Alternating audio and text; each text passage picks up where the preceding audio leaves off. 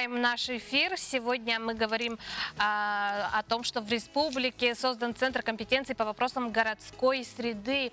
И об этой теме мы подробно говорим с нашими гостями. Рада представить вам Елену Амосову и Кыдану Игнатьеву.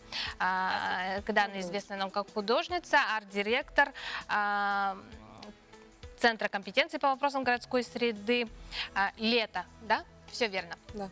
Доброе утро. Расскажите, пожалуйста, о своем центре, об этом центре, чем он занимается, какие у него задачи, да, и основная работа. Доброе утро. Начну с того, что Минстрой Российской Федерации обязал все регионы создать центры компетенций по развитию городской среды для повышения качества и комфорта городской среды на всей территории России. Центр компетенций должен стать неким объединяющим звеном для всех участников программы комфортной городской среды. И основная задача Центра компетенций – это помощь муниципалитетам для создания дизайн-проектов на территории нашей республики. В данное время ведется очень активная работа по разработке дизайн-проектов благоустройства в ключевых общественных пространствах нашей республики. И значит, мы уже неоднократно выезжали во многие города нашей республики, проводили воркшопы, различные образовательные мероприятия, ну и так далее. А что такое воркшоп? Ну, если объяснять простыми словами, воркшоп – это…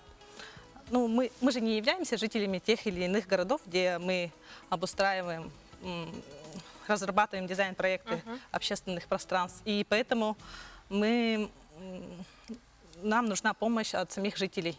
То есть мы проводим воркшоп для того, чтобы жители нам помогли. Это делается так. Мы раздаем всем карты местности, где будет проект будущий, и раздаем различные элементы, чтобы жители их расставили. Элементами могут быть тренажеры, там, уличная мебель, что там у нас еще? Малые архитектурные формы и так далее. Ну, почти все, что угодно. Все, да? что угодно. В принципе, в воркшопе даже может самые маленькие жители города принять участие и помочь в разработке проекта для наших дизайнеров-архитекторов.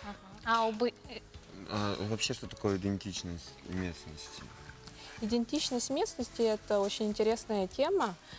При разработке, проектировании каких-то дизайн-проектов сейчас мы изучаем местность и выявляем какую-то идентику. Идентика – это дизайн-код, какая-то фишка местности. Например, изучали Покровск, и если людям сказать Покровск, то появляется образ орла, например, снежинки, да, в гербе.